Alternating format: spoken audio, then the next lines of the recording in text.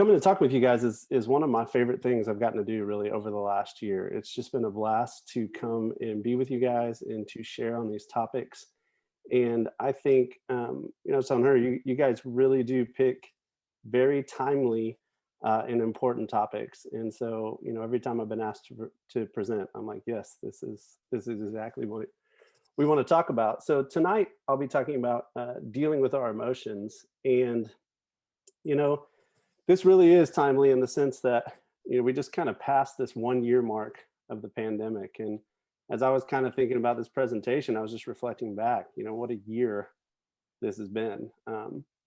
Not just with the pandemic itself, and that certainly brought out its full range of emotions in us, I'm sure, at different times. I was actually reflecting on Easter saying, last year I was such a good parent. I had so much energy to make Easter really special because, we're quarantined and let's do this. And this year I'm like, I'm too tired to do that. Like I don't have that same energy. That's all gone. I lost that somewhere along the way. But it was also a year with a tumultuous political season, an election. We had this surge of just kind of racial unrest and a new awareness of the injustice around us. There's been debates about masks and vaccines, and people have had certainly ranges of emotions around those things. But then not only just that on the cultural level, but for all of us too, we've experienced our own kinds of feelings in own experience of all these things, loneliness and isolation. Just in the past few weeks, as we've gotten to be back at church, I've had several conversations with people where, it's like, have you been lately? And their big kind of excitement is to say things like, I'm finally going to see my loved ones again. Or I finally get to hug my loved ones again because they've gotten vaccines. And it's just wild to kind of reflect on the fact that something that we, took for granted for so long, this past year, we've just had that kind of taken away from us. And so this has been a year that was, full of potential for difficult emotions. And, if it's any indication too, as many of you know, and as Anita shared, I'm finishing up my degree towards in professional counseling. And right now I'm seeing clients, and as we approach this 1 year mark of the pandemic, the schedule at the entire practice got full, and everybody's kind of running pretty close to a full load. And we've been close to wait list a couple times. And we were just kind of reflecting, like, it seems like people around this 1 year mark are kind of going, okay, like, I thought I could handle this. I thought I could keep going. I thought I could persevere, but here we are at 1 year, and I need to talk to someone. And I guess I kind of want to even just do this, if you don't mind. I'd like to just pause here for just a second and allow you to sort of check in with yourself. As you hear me describe all of that, as I share all those things, as I remind you of all those things we've been through. You can throw it in the chat if you want to. You can just keep it to yourself. But what are the emotions and what are the feelings that are present in you as you kind of just take a moment to reflect, and as you hear all those different things we've been through?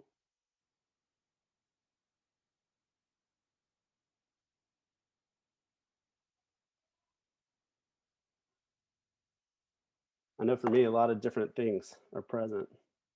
Um, yeah, so we want to get in tonight a little bit on what it's like to deal with these emotions. And like I said, not only is this a timely topic, but I think it's an important topic.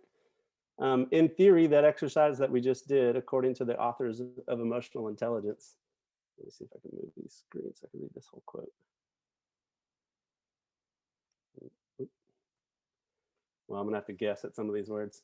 So they said, despite growing focus on emotional intelligence, there's a global deficit in understanding, and I'm not sure what those last and emotions remain. But here's the thing: only 36 people, at least 36% of the people we tested are able to accurately identify their emotions as they happen.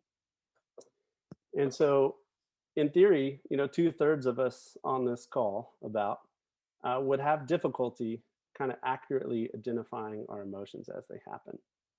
And you can probably, for some of you, you may go, man, that's a big problem.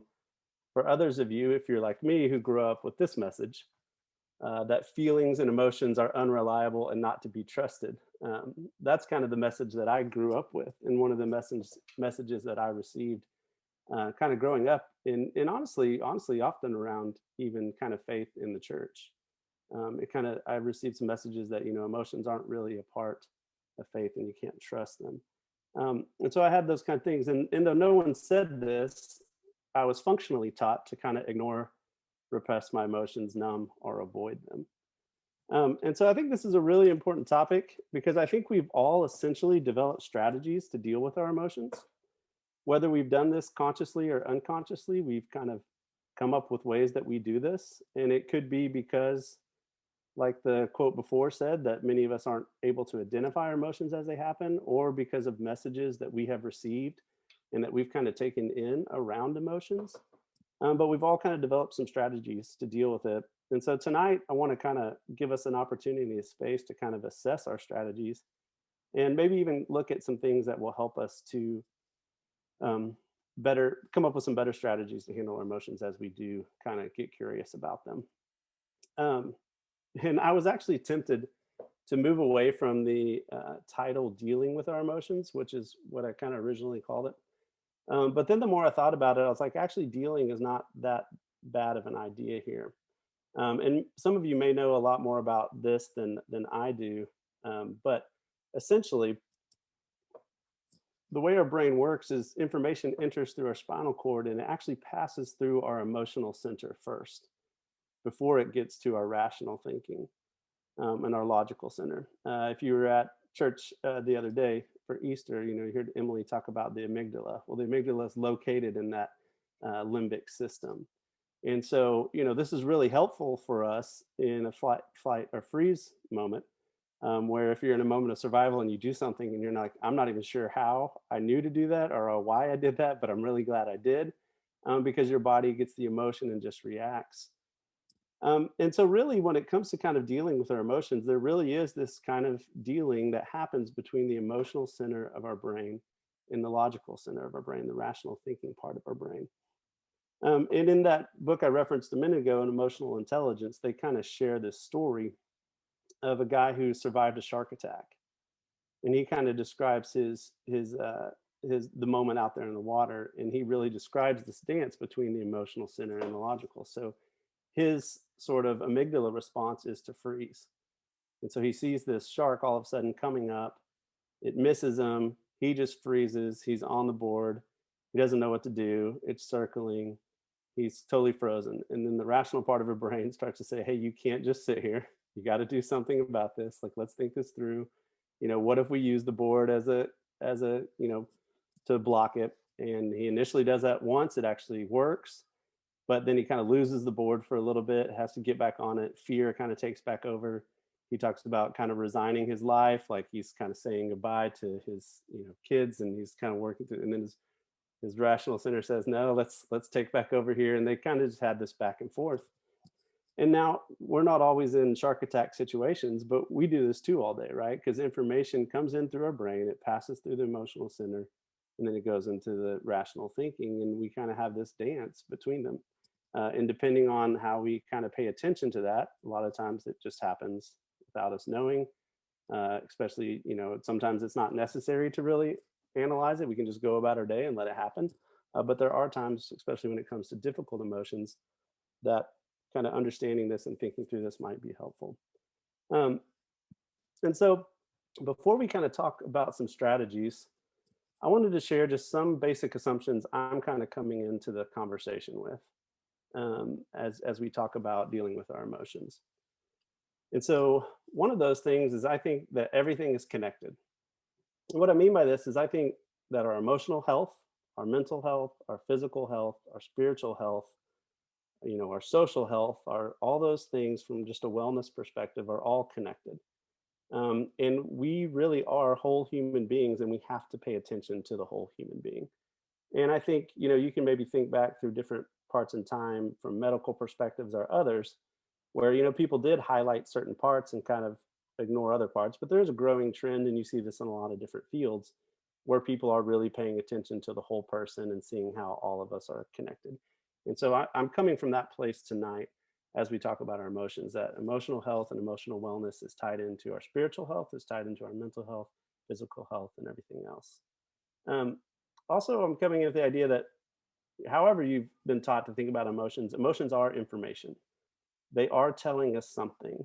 And so wherever you're coming from, I think we can at least kind of agree on the baseline of like emotions carry information for us, and what we do with that information and how we interact with it, we can kind of talk about that. But just at a basic level, they are communicating something to us.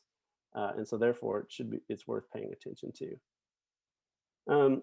The other thing we'll kind of try to do here tonight is look at the difference between kind of responding and reacting. And I love this quote here it's attributed to Viktor Frankl. I've seen it attributed to a couple other people, but we'll go with him tonight. But that between stimulus and response is a space. And in that space is where we get to choose to respond. And in our response lies our growth and our freedom. And I think hopefully as I illustrate kind of some strategies tonight, what you'll see is really tonight, what I'm trying to invite you into and kind of dealing with your emotions is to actually create a little bit of space, to do some different practices and things that create that space so that we can choose how to respond versus just react. Because emotions oftentimes do naturally draw out a reaction in us. Certain emotions just trigger certain parts of who we are.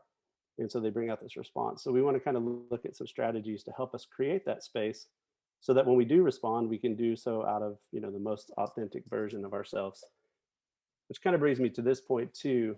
In kind of understanding and getting to know our emotions, we really have the opportunity to just grow in a larger sense in our own self-awareness. And the more self-aware we are of how we react to certain situations, what our triggers are, how emotions make us feel, how we sometimes deal with those emotions, and sometimes how our emotions leak out of us or any of those other things. The more we are aware of that, the more we create this space and we get to choose, the more we get to sort of be the best version of ourselves in real time, in real relationships, in real places of conflict or relationship or community or all the spaces that we occupy in this world. We get to kind of choose a more authentic way of being that lines a little bit closer to who we are, to who we want to become, and especially as people who follow Jesus, a little more in line with our heart to be more like him. So part of even getting to know, I would argue that one of the great values of getting to know your emotions and your feelings is that it allows you to be more self-aware and then to choose a more authentic way of being. So those are kind of just a few of the assumptions that I'm kind of bringing in the kind of space that I'm coming from. And then I've been finding myself say this, I think it's kind of cheesy, but I'm going to go with it. Sometimes we just have to feel it to heal it. And I'll tell my own story a little bit towards the end of my journey in kind of emotional health. But for a long time, I didn't feel much of anything, and I didn't know I wasn't feeling it. And then I was feeling it, and it was really awkward, and I was fumbling around because I was a grown man, but my emotional age was a lot smaller when I just started kind of tuning into my emotions. And eventually I just had to kind of go there and feel it and then start to find my way around and heal it. And so what I kind of want to offer us up as maybe a goal for tonight, a goal for ourselves, and maybe even a goal for as you're working with others as Stephen ministers, is this invitation to allow yourself to feel your feelings. And especially when we're talking about difficult emotions, to actually be able to tolerate that discomfort. Some of it is you got to kind of walk towards the pain, you got to walk towards the difficult emotion, you got to lean into it, and it's not always comfortable. So we want to be able to find enough space to kind of tolerate that discomfort. And as we do, then we will realize that we can respond in a more authentic or healthy way than maybe we would if we don't do those things, if we don't allow ourselves to feel them and we ignore them or repress them, if we can't tolerate the discomfort, so we get frustrated with everybody else around us when it's really more about what's going on inside us. And so we want to kind of be able to create the space to do those things again, so we can be that more authentic version of ourselves. So I'm going to kind of share with you ways that I think we can kind of look at to deal with our emotions here. So I think number one thing we've got to kind of do is to know ourselves a little bit. This is all part of a growing self-awareness we're going to be working on, right? So step one is to know what are your numbing or avoiding tendencies. And at least for me, and you may be different, but typically my first response has been when it comes to difficult emotions is to numb them or avoid them. I see them coming and I say, no, thank you. I'll have no part of that. I'll distract myself. I'll do something else. Numbing tendencies or avoiding is really anything we do intentionally or unconsciously to kind of avoid leaning into that discomfort I was talking about, to feeling these difficult emotions. Um, and so it's one way that many people deal with it, and it could be things like, um, binge watching a show on Netflix, distracting yourself in many different ways, distracting yourself with busyness. I think busyness is a actually pretty common form of avoiding and numbing our emotions. It could be by the form of alcohol. It could be abusing alcohol. It could even be just having a drink every night, but it's just that ritual of like, once I pour this glass, I turn off all my emotions, I turn off all my feelings, and I numb out, and the day is done. Even if there's stuff you got to deal with. It could be things like giving everyone else advice, but not dealing with your own stuff. That's also another form of kind of numbing and avoiding our own difficult emotions. Online shopping, give your, anything you think of. Food can certainly be used in this way. And so one of the things, we got to do is kind of take a little bit of a look at ourselves, and just start to notice when I feel difficult emotions and I don't want to deal with them, what are the things that I usually do to kind of avoid it? And start to just kind of look there. And then I do want to say this because this is what was said to me and it was super helpful. I was meeting with my spiritual director, and I was in a season of when I was kind of going through a lot of this. And I was telling him about the different ways that I was finding myself just numbing and avoiding some difficult things in my life that I knew I needed to deal with. And I was describing to him just even playing this game on my phone. I was like, I just am constantly like, I just want to like go away, distract myself with this game. And he looked at me and goes, I'm not worried about you. I'm not worried about you playing video games in your mom's basement. Like this, you have a lot going on. I give you permission to play the game on your phone some. And when you don't need it anymore, you're going to delete it and move on. And I have no worries. And I appreciated that so much. So I want to tell you right here at the beginning, too, I give you permission, especially coming out of this year of COVID with everything that we've dealt with and everything that we've gone through. Um, if you need some every now and then some numb, and you can do it in a way that is not, you know, unhealthy or is not a detriment to your life or to others around you, but just a simple distraction, I give you permission because I know many of you, and you can do this. But what we ultimately want to do is we want to know those places where we numb, and we want to trade out anywhere we find things that are unhealthy, that are not helping us, for more healthy versions of it. And then we also want to kind of move towards tolerating that discomfort and not numbing. And as we move away from avoiding or numbing and we start to feel these feelings, one of the things we have to do is we got to get curious about our emotions. What are we actually feeling in that moment? As many of you know, a lot of times, and we actually talked about this maybe a year or so ago when we talked about anger.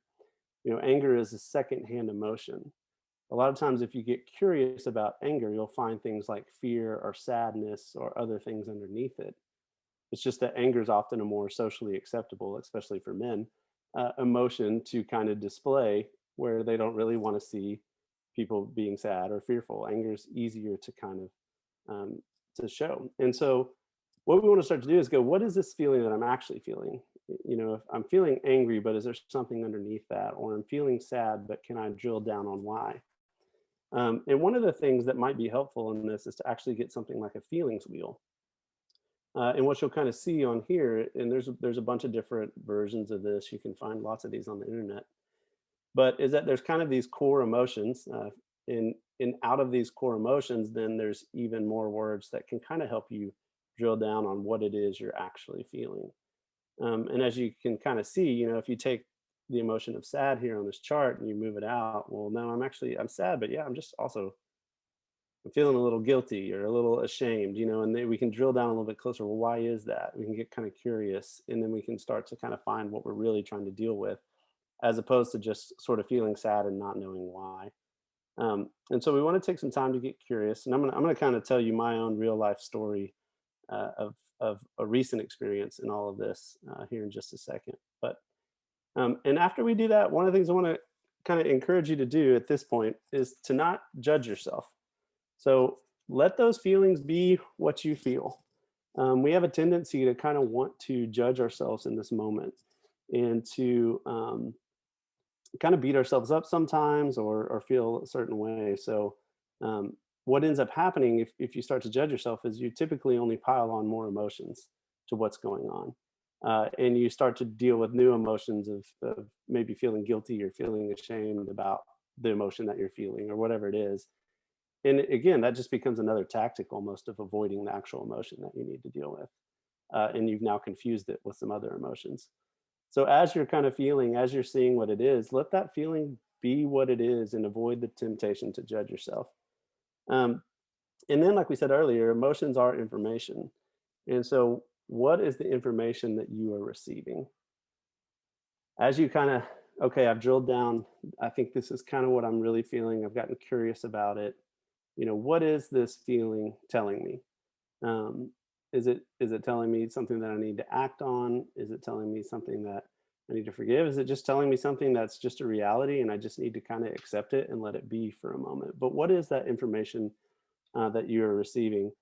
And I threw this on the bottom, but this is also a good time to ask yourself: Have I had some glass of water today? Have I eaten recently? Like, how's my blood sugar levels? Like, have I been sleeping okay? Because at the same time, sometimes just when we haven't, it's like, oh well, go get a meal, go take a couple deep breaths, like drink a glass of water, and then come back and let's see what this feeling's feeling. Because sometimes just those things, as we said earlier, all is connected. And so just even in this process, every now and then, just check in with yourself too. Like, you don't always have to make a big deal out of the feelings you feel if there's other things going on, but you just want to kind of be curious and check in on that. And we want to get to a place where we're coping with these in the right way. And then finally, you kind of decide what to do with it. So you kind of take all that inventory and kind of decide what to do. And so I'll share with you kind of quickly a story in my own life just recently. So it was mid March, and it was my birthday. And without revealing too much, but you can probably guess, it was a milestone birthday. So I was kind of naturally in a reflective state. Um, and it was the night before my birthday, and I was just feeling incredibly sad. And like I said, I told you before, I didn't feel feelings for many years. So still when I feel like a feeling that feels kind of strong, I'm like, what is this? And why do I feel this way?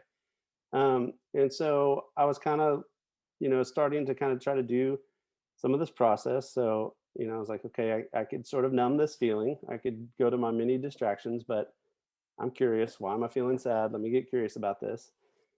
And so I actually got out the feelings wheel and I was kind of like going, okay, so I'm feeling sad. It's not any of it's not the lonely through hurt category. And I kind of realized I'm actually feeling a little disappointed and I'm feeling a little powerless. And I realized that I wasn't really sad about my birthday, but I was really sad about the last year because my birthday fell about 2 or 3 days after we went into the first shutdown. So I think my birthday was on a Wednesday and the shutdown, kind of was like on a Monday or whatever. It was over spring break when my kids, came home from school and they were going to go back to school after spring break. And then halfway through, they weren't going back. And I realized, like, not only was I just kind of reflecting on my birthday and reflecting on life, but um, I was actually feeling really sort of powerless. Like, this has been this last year, and there's still, not some end in sight on some things. Um, and so at that moment, I could have, like we talked about, I could have started judging myself, like, oh, dude, you've had it so easy. Like, think about this last year for you. Think about some of your counseling clients. Think about other people, think about people in these situations. Like, I could have piled on it, being ashamed or guilty of the feelings that I'm feeling sad and poor me over the year that I've had. But I allowed myself to just kind of stay with that feeling. And then it's like, okay, well, what is this feeling telling me to do? What's the information that it's giving me? And I realized what kind of bubbled to the surface was, it was kind of crazy, but it was like how proud I was of my kids and how I just really haven't told them that. And so I was out on, I just, like I kind of walked out on the back porch to kind of like deal with this sadness. So I came back in and I wrote each of my kids and my wife just a real short letter to let them know, like, I'm I'm really, like, proud of you for the way you've handled this past year and what you've been through. And I realized just kind of carrying the weight of just, all that had kind of gone on last year. Um, and so I say that as a victory story because I tell you too, a year ago, 2 years ago, what would have happened is I would have been sad, but I would have kind of suppressed it or numbed it. My wife would have noticed because she's intuitive like that, and she's better at this than I am. And she would have said something, and I wouldn't have known what it was. So I might have been tempted because maybe I was frustrated because I didn't know I was sad. I might have been tempted to say, "Well, it's because you guys haven't done enough for my birthday," or something like that, and created a whole nother mess that I really didn't mean, but I just didn't know why I was feeling sad, and that's the most obvious thing I can think of at this moment.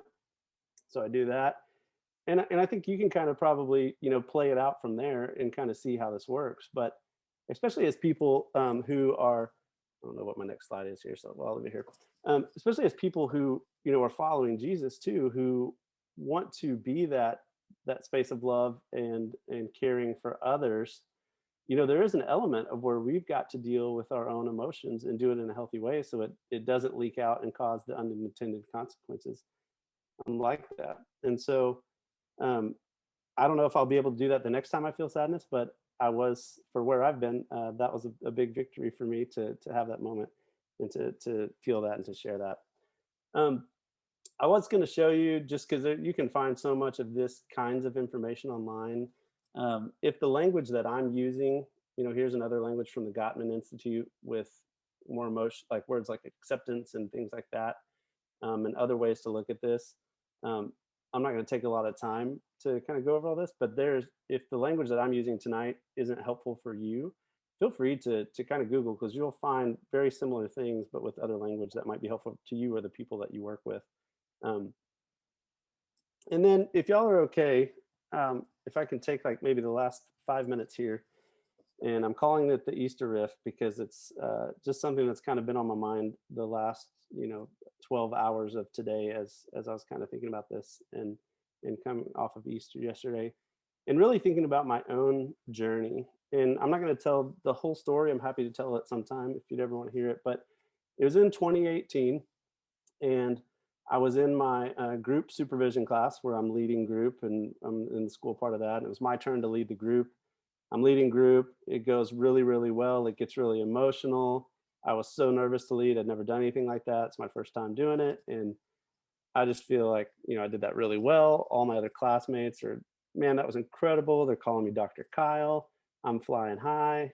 I can't wait to hear what the professor has to say. And every time I kind of glance at him to, see if he's just beaming with pride, he just looks kind of, I don't know, kind of distraught. And I'm like, man, he's not really, what's going on? So I'm getting more eager to hear what he has to say. And so it kind of, everybody shares their feedback and does all the stuff. And it's, I'm just feeling real great. And he just looks at me and he goes, that was a good job, but I'm just curious, did you feel anything? And I was like, what do you mean? He's like, did you feel anything? And everybody's kind of coming to my fence, like, oh, I felt like he was empathizing. And he's like, no, no, no, y'all don't talk. Did you feel anything? And I was like, no, I didn't feel anything. And he's like, and so we kind of have this conversation later about my emotions, and it sends me on this trajectory of realizing, like, I have to kind of figure this out. And I was moving into like a season of burnout, and what he didn't know at that time was that I was feeling emotions, starting to feel emotions that I never felt, like anger and other things that were just popping up, and I didn't know where they were coming from. And I was kind of reflecting, and then I went through a long journey with some counseling and spiritual direction, and just reading, getting curious, and some of the steps that I showed you here tonight, and just getting to know myself and growing self-awareness. And as I kind of reflect back on that time, I see that period as a period of death and resurrection.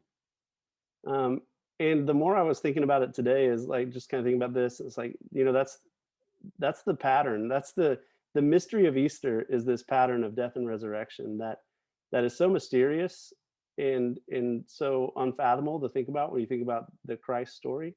But then at the same time, it's this mystery that's so plain right in front of us all the time. Even now, as winter becomes spring, we see death and resurrection. And for me, that was just a season of death and resurrection. And then coming out of that, at the start of pandemic, I read a book called Emotional Healthy Spirituality.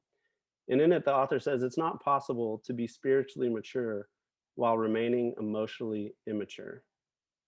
And as I look back at that time, I realized, and as I was reflecting on this, I was like, I had hit a lid. I'd hit a lid kind of in my spiritual growth and my transformation. You know, I wanted to love people deeper, love my neighbor better. I wanted to be a better friend. I wanted to be a better husband. I wanted to be a better dad. And I'd kind of hit this lid. And it was really, I had to go in and do some hard work and put some things to death so that God could redeem them. And then I could rise again with new eyes, new ability to kind of be in touch with the emotional side of who I am and recognize those things, take that information and balance it all together. Um, and like I said, this isn't, a super well formed thought, but I wanted to share it with you coming out of just the Easter season, because I think part of this invitation in dealing with difficult emotions is part of it. You may have to go towards some pain. The people that you are working with, they may have to go and walk towards pain to kind of deal with the difficult emotions, to do the kind of work that allows them to grow that self-awareness, so when the emotions come, they can pause and they can create space and they can examine themselves and they can know their numbing tendencies. That's not easy work. It's not easy work, and at times it feels like death. It feels like you're walking towards something really difficult. It feels like suffering. But on the other side of that is beauty and restoration and resurrection. Um, and so I hope, one, you can take from this just, practical insights of, maybe how to kind of to do this, but maybe on a deeper level too, an invitation to kind of be curious about this part of the journey, and to not be afraid where the road leads you, because the Easter mystery, the cycle of life around us, is a beautiful cycle of death and resurrection. As God brings something to an end, He's usually doing it to create a new beginning where you get to start afresh with new eyes and see the world in a whole new way. So I hope that's encouraging to you. I hope this has been helpful. I think we're going to take some time now to head into small groups. And my mouse is not showing up, but I'm trying to get it to stop share, Anita. There we go. Um, so I'll kick it back over to you.